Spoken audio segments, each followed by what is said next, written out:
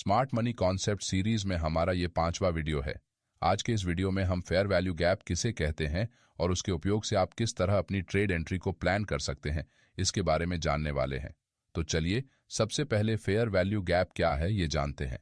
जब भी मार्केट में प्राइस अपने बैलेंस एरिया को छोड़कर किसी एक जगह से दूसरी जगह पर बहुत तेजी से जाते हुए बड़ी बड़ी कैंडल्स बनाती है, तो इसका मतलब यहाँ प्राइस में इम्बैलेंस बन रहा है। यानी कि लेफ्ट साइड के उदाहरण में मार्केट में इस जगह पर सेलर्स के मुकाबले बायर्स ज्यादा होने के कारण दोनों की संख्या में अंतर बढ़ने से बायर्स बढ़े हुए कीमतों पर बाइंग करने के लिए तैयार होने से मार्केट में बाइंग प्रेशर बढ़ता है, जिस कारण प्राइस बहुत तेजी से ऊपर निकल जाती है। उसी तरह जब मार्केट में बायर्स के मुकाबले सेलर्स अगर ज्यादा संख्या में मौजूद हो तो उससे वो प्राइस को कम कीमतों पर बेचने के लिए तैयार हो जाने के कारण मार्केट में उस लेवल के पास सेलिंग प्रेशर बढ़ने से प्राइस तेजी से नीचे चली जाती है। आसान भाषा में बताया जाए तो जब मार्केट में सेलर्स कम और बायर्स ज्यादा होते हैं तो बायर्स ज्यादा भाव पर स्टॉक्स को खरीदते हैं, जिससे बाइंग प्रेशर बढ़ता है और प्राइस तेजी से ऊपर जाती है। वैसे ही जब मार्केट में बायर्स के मुकाबले सेलर्स ज्यादा होते हैं तो वो स्टॉक्स को कम दामों में बेचते हैं, जिससे सेलिंग प्रेशर बढ़ने से प्राइस तेजी से नीचे जाती है। मार्केट में प्राइस इसी तरह बैलेंस से इम्बैलेंस के दौरान घूमती रहती है, जिस कारण चार्ट्स पर अलग अलग चार्ट पैटर्न्स बनते रहते हैं। एक अक्यूमुलेशन जोन से जब मार्केट पहली बार बाहर निकलता है तो अगर बायर्स की संख्या ज्यादा हुई तो प्राइस ऊपर की तरफ ब्रेकआउट करती है। उस समय यहां ऊपर बहुत से सेलर्स अपने सेलिंग ऑर्डर्स को लगाकर बैठे होते हैं, जिससे जब भी प्राइस इस एरिया में आती है तो उनके सेलिंग ऑर्डर्स एग्जीक्यूट हो जाते हैं। मगर बहुत बार अगर मार्केट में प्राइस अपने लोएस्ट लेवल्स पर ट्रेड करती है तो उस समय बहुत बड़ी संख्या में बायर्स यहां बाइंग करते हैं, जिससे प्राइस ऊपर बढ़ती है।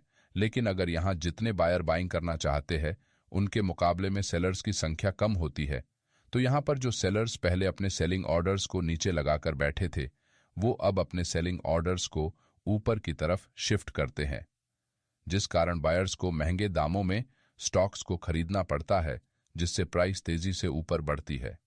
इसीलिए यहां प्राइस में इम्बैलेंस या फिर गैप बनता है, जिसे हम दो कैंडल्स के बीच में क्लियरली देख सकते हैं। अब क्योंकि बायर्स ने मार्केट में प्राइस के फेयर वैल्यू यानी कि उचित दामों से ज्यादा भाव देकर उसे खरीदा है, इस वजह से हम इसे फेयर वैल्यू गैप कहते हैं। अब प्राइस इम्बैलेंस या फिर फेयर वैल्यू गैप को जानने के बाद इसे चार्ट्स पर किस तरह से ड्रॉ करना है ये सीखते हैं। अगर मार्केट में एक अपट्रेंड के दौरान चार्ट पर इस तरह से कैंडलस्टिक पैटर्न बनता है तो उस समय हमें नीचे से ऊपर की तरफ 3 कैंडल्स को इस तरह मार्क करना है, जहां पहली कैंडल की क्लोजिंग के पास और तीसरी कैंडल की ओपनिंग के पास हम इस तरह से 2 लाइन को अगर चार्ट पर बनाते हैं तो हमें यहां क्लियर गैप नजर आता है। इसी गैप को हम प्राइस इम्बैलेंस या फिर बुलिश फेयर वैल्यू गैप कहते हैं। इसी तरह अगर मार्केट में एक बेरिश ट्रेंड चल रहा है तो पहली बेरिश कैंडल की क्लोजिंग और तीसरे कैंडल की ओपनिंग के दौरान हम लाइंस को बनाएंगे, तो यहां हमें दोनों के बीच में गैप नजर आएगा, जिसे हम बेरिश फेयर वैल्यू गैप कहते हैं। लेकिन अगर बुलिश प्राइस एक्शन में पहली कैंडल की क्लोजिंग नीचे है मगर उसकी कैंडल विक अगर क्लोजिंग से ऊपर है तो हम यहां कैंडल विक के ऊपरी पॉइंट से लाइन को बनाएंगे। उसी तरह तीसरी कैंडल की निचली विक से हम एक लाइन को बनाएंगे। अब अगर इन दोनों के बीच में गैप बनता है तो हम इसे वैलिड फेयर वैल्यू गैप कहेंगे। लेकिन जब भी मार्केट में प्राइस बैलेंस बनाकर बायर्स और सेलर्स को समान रूप से मार्केट में शामिल होने का मौका देते हुए 2 कैंडल्स के दौरान अगर कोई भी गैप नहीं बनाती तो यहां चार्ट पर कोई भी फेयर वैल्यू गैप मौजूद नहीं रहेगा। इसलिए इस तरह के प्राइस एक्शन को हम बैलेंस प्राइस एक्शन कहेंगे, क्योंकि यहां प्राइस में कोई भी इम्बैलेंस मौजूद नहीं है। साथ ही बहुत बार इस तरह से एक बड़ी बेरिश रेड कैंडल चार्ट पर बनने के बाद अगली कैंडल की ओपनिंग और क्लोजिंग अगर इस कैंडल के अंदर होती है और अगर कोई इनसाइड कैंडल चार्ट पर बनती है तो हमें यहां सबसे पहली वाली रेड कैंडल को नंबर 1 कहना पड़ेगा और इस तरह से कैंडल्स की नंबरिंग करनी पड़ेगी। अब यहां 1 नंबर कैंडल के हाईएस्ट पॉइंट और तीसरे कैंडल के लोएस्ट पॉइंट से लेकर अगर हम 2 लाइंस को ड्रॉ करते हैं तो यहां पर जो गैप बनेगा हम उसे फेयर वैल्यू गैप कहेंगे। इसलिए चार्ट पर अगर इनसाइड कैंडल बनती है तो हमेशा मास्टर कैंडल के हाई और लो पॉइंट को ध्यान में रखकर फेयर वैल्यू गैप को चार्ट पर ड्रॉ करना है। नहीं तो बहुत से ट्रेडर इनसाइड कैंडल के हाई और लो पॉइंट से लेकर फेयर वैल्यू गैप को ड्रॉ करते हैं, जो कि एक गलत प्रैक्टिस है। बेरिश प्राइस एक्शन में भी इसी तरह से अगर मास्टर कैंडल के अंदर कोई इनसाइड कैंडल बनती है तो आपको बड़ी ग्रीन कैंडल के लोवेस्ट पॉइंट से लेकर तीसरी कैंडल के हाईएस्ट पॉइंट के दौरान 2 लाइंस को बनाना है, जिससे आपका फेयर वैल्यू गैप चार्ट पर बराबर मार्क हो जाएगा। लेकिन कई बार चार्ट पर एक बड़ी कैंडल के अंदर बहुत सी छोटी छोटी इनसाइड कैंडल्स बनती है।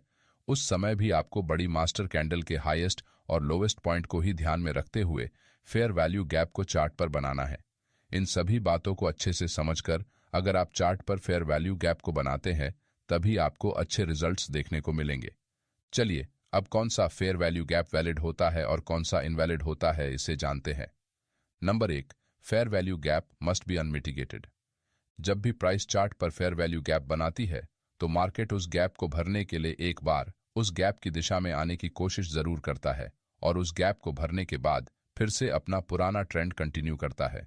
इसका मतलब प्राइस इस गैप को सिर्फ एक बार के लिए ही इस्तेमाल करती है। इसलिए एक फेयर वैल्यू गैप तब तक वैलिड रहता है जब तक कि वो अनमिटिगेटेड है, यानी कि उसका कभी इस्तेमाल ही नहीं किया हो। लेकिन अगर प्राइस किसी फेयर वैल्यू गैप को एक बार भर देती है तो वो मिटिगेट हो जाता है, जिससे भविष्य में वो हमारे किसी काम का नहीं रहता। इसी वजह से एक फेयर वैल्यू गैप सिर्फ एक ही बार इस्तेमाल होता है और अगर वो मिटिगेट हो गया तो हम उसे आगे के लिए कंसिडर नहीं करते। Number 2, candle closing in fair value gap. Market में बहुत बार प्राइस किसी फेयर वैल्यू गैप एरिया में आकर उसे रिस्पेक्ट करे बगैर नीचे जाते हुए उसे ब्रेक कर देती है और कैंडल की क्लोजिंग फेयर वैल्यू गैप के बाहर हो जाती है। अगर चार्ट पर इस तरह से सिचुएशन बनती है तो ये एक इनवैलिड फेयर वैल्यू गैप है जिसे हम अब आगे के लिए इस्तेमाल नहीं कर सकते, क्योंकि यहाँ प्राइस इस गैप के नीचे जाकर क्लोज हुई है। इसलिए अब हम यहाँ हमारे प्रीवियस ट्रेंड की डायरेक्शन में ट्रेड एंट्री नहीं कर सकते हैं। लेकिन अगर प्राइस नीचे इस गैप एरिया में आते समय एक लॉन्ग लोअर विक बनाकर कैंडल की क्लोजिंग अगर इस एरिया के 50% के आसपास या फिर उसके ऊपर करती है तो हम इसे एक वैलिड फेयर वैल्यू गैप मान सकते हैं और यहाँ ट्रेंड की दिशा में ट्रेड एंट्री का प्लान बना सकते हैं, क्योंकि यहाँ प्राइस ने इस एरिया से नीचे जाते समय रेजिस्टेंस फेस किया है, जिस कारण ये एरिया अब भी प्राइस को रिवर्स कराने की क्षमता रखता है, क्योंकि मार्केट ने यहाँ इस कैंडल के लोअर विक के जरिए नीचे मौजूद लिक्विडिटी को स्वीप किया है, जिस वजह से प्राइस यहाँ से वापस अपने पुराने ट्रेंड की दिशा में ट्रेड करने के चांसेस बढ़ जाते हैं। Number 3, use 50% area for bigger candles. कभी मार्केट में प्राइस जब बहुत समय के लिए एक एक्यूमुलेशन जोन में ट्रेड करती रहती है तो इस समय होने वाले ब्रेकआउट्स बहुत स्ट्रांग होने के कारण चार्ट्स पर बड़ी बड़ी कैंडल्स बनने से फेयर वैल्यू गैप का एरिया भी बड़ा हो जाता है। ऐसे सिचुएशंस में आप प्राइस के इस एरिया के निचले हिस्से तक आने का इंतजार नहीं कर सकते, क्योंकि प्राइस बहुत बार फेयर वैल्यू गैप के स्टार्टिंग पॉइंट या फिर 50% एरिया से ही रिवर्स हो जाती है, जिस वजह से आप ट्रेड एंट्री करने से चूक जाते हैं। इसलिए अगर चार्ट पर इस तरह से बहुत बड़ी कैंडल से फेयर वैल्यू गैप बनता है तो आप यहां इस एरिया के स्टार्टिंग पॉइंट या फिर 50% एरिया के पास अपने ट्रेड एंट्री ऑर्डर लगा सकते हैं, जिससे आपका स्टॉप लॉस भी छोटा हो जाएगा, क्योंकि अगर आप इस कैंडल के स्टार्टिंग पॉइंट पर एंट्री करते हैं तो आपको अपना स्टॉप लॉस यहां नीचे लगाना पड़ेगा, जिस कारण स्टॉप लॉस बड़ा बनने से आपका रिस्क टू रिवॉर्ड रेशियो बिगड़ सकता है, क्योंकि ऑप्शन ट्रेडिंग में आपको कम से कम 1 से 2 का टारगेट रखना पड़ता है। इसलिए आप यहां अगर 50% एरिया से ट्रेड एंट्री करते हैं तो आपका स्टॉप लॉस छोटा होने के कारण रिस्क टू रिवॉर्ड रेशियो भी मेंटेन रहेगा। एक बात को ध्यान रखिए, अगर चार्ट पर बुलिश फेयर वैल्यू गैप बनता है तो आपका स्टार्टिंग पॉइंट यहां ऊपर से शुरू होता है, इसलिए यही से आपको ट्रेड एंट्री प्लान करनी है। और अगर चार्ट पर एक बेरिश फेयर वैल्यू गैप बनता है तो आपका स्टार्टिंग पॉइंट यहां नीचे से शुरू होता है, जिससे आप यहां से बेरिश ट्रेड एंट्री को प्लान कर सकते हैं। Number 4, find valid break of structure.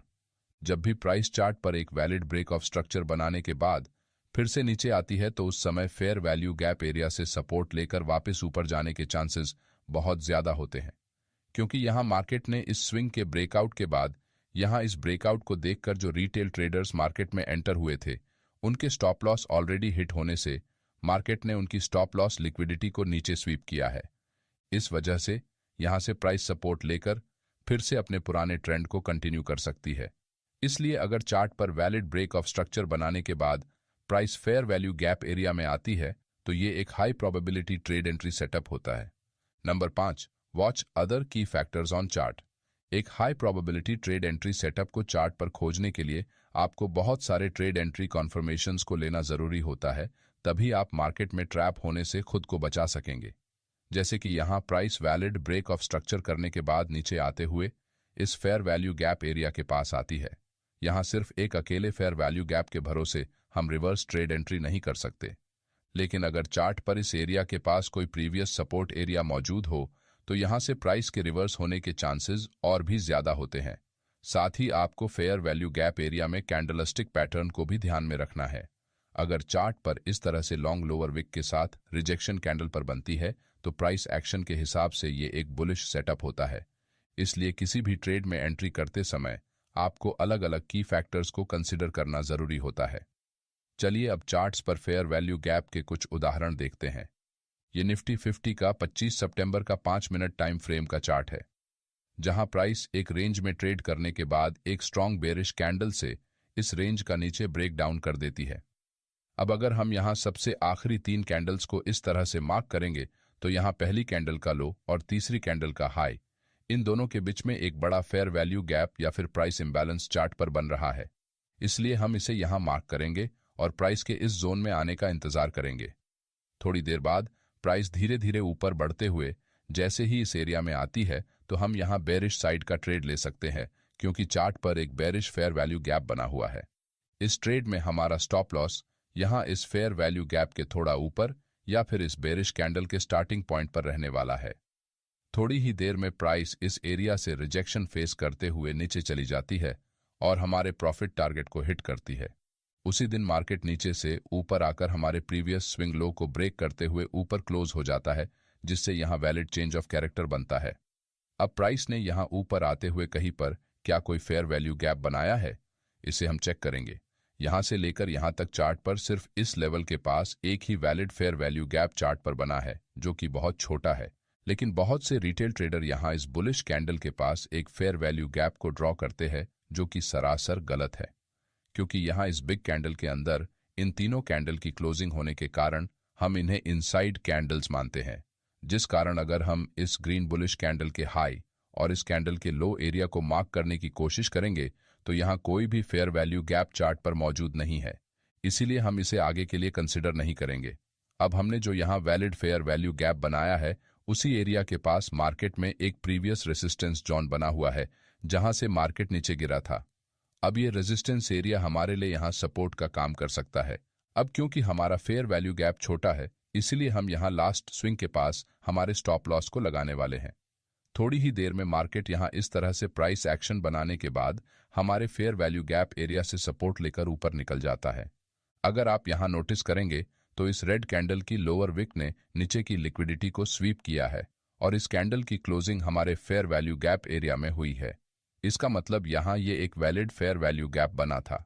इसलिए फेयर वैल्यू गैप के आधार पर ट्रेड एंट्री करने से पहले हमें मार्केट में चल रहे ट्रेंड और प्राइस एक्शन में बन रहे सपोर्ट एंड रेजिस्टेंस लेवल्स का भी इस्तेमाल ट्रेड में एंट्री करते समय करना चाहिए, जिससे आपकी ट्रेड एंट्री फेल होने के चांसेस कम से कम हो सके। अगले वीडियो में हम प्रीमियम और डिस्काउंट जोन्स में किस तरह से ट्रेड एंट्री करते हैं इसके बारे में जानने वाले हैं। अगर आपको हमारा ये वीडियो अच्छा लगा तो वीडियो को लाइक और चैनल को सब्सक्राइब जरूर करें। धन्यवाद।